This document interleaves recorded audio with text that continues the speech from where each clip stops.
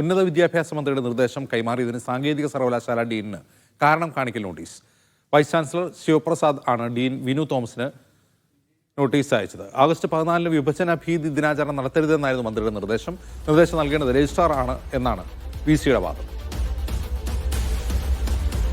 Saif Zainulabdeen വിവരവുമായി ചേരുന്നു. Saif, ഈ നോട്ടീസിന്റെ പശ്ചാത്തലം എന്താണ്?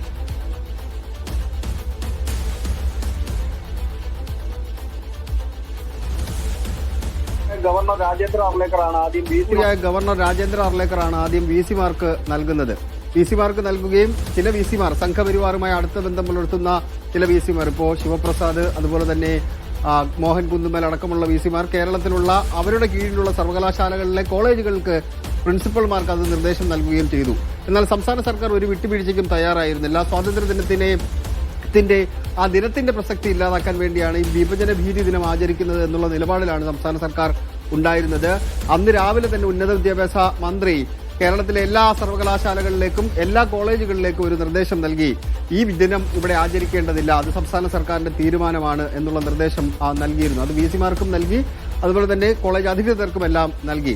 KTU സർവകലാശാലയിൽ ഈ നിർദ്ദേശം എത്തിയപ്പോൾ തന്നെ അവിടുത്തെ ഡീൻ ബിനു തോമസ് അദ്ദേഹം അതിന് കീഴിലുള്ള എല്ലാ കോളേജുകൾക്കും നിർദ്ദേശം നൽകിയത് ഈ ദിനം ആചരിക്കേണ്ടതില്ല എന്നുള്ളതാണ്. അത് പക്ഷേ സംഘപരിവാറുമായി അടുത്ത ബന്ധം പുലർത്തുന്ന, ഗവർണറുമായി അടുത്ത ബന്ധം പുലർത്തുന്ന VC-യായ K ശിവപ്രസാദിന് അത്ര അങ്ങോട്ട് ഇഷ്ടപ്പെട്ടില്ല. അതുകൊണ്ടാണ് അദ്ദേഹം ഇപ്പോൾ ഒരു കാരണം കാണിക്കൽ നോട്ടീസ് നൽകിയിരിക്കുന്നത് ഡീനിന്. അദ്ദേഹം പറയുന്നത് കേരളത്തിലെ KTU സർവകലാശാലയ്ക്ക് കീഴിലുള്ള കോളേജുകളുമായി ബന്ധപ്പെട്ട കാര്യങ്ങൾ കൈമാറേണ്ടത് അത് രജിസ്ട്രാറാണ്, അല്ലാതെ ഡീനല്ല. അതുകൊണ്ട് 5 ദിവസത്തിനുള്ളിൽ നിങ്ങൾ കൃത്യമായ വിശദീകരണം ഇക്കാര്യത്തിൽ നൽകണം എന്നുള്ളതാണ് അദ്ദേഹം ആവശ്യപ്പെട്ടിരിക്കുന്ന കാര്യം. വിശദീകരണം നൽകുമോ ഇല്ലയോ എന്നുള്ളത് നോക്കിക്കാണേണ്ട കാര്യമാണ്. എന്തായാലും ഇതൊരു പ്രതികാര ബുദ്ധിയോടുകൂടിയുള്ള നടപടിയാണ് എന്നുള്ളതാണ് ഈ CPM-വുമായി ബന്ധപ്പെട്ട അടുത്ത് നിൽക്കുന്ന സർവകലാശാലയുമായി ബന്ധപ്പെട്ട ആൾക്കാർ പറയുന്നത്. ഒരു തരത്തിലും അത് അംഗീകരിക്കില്ല.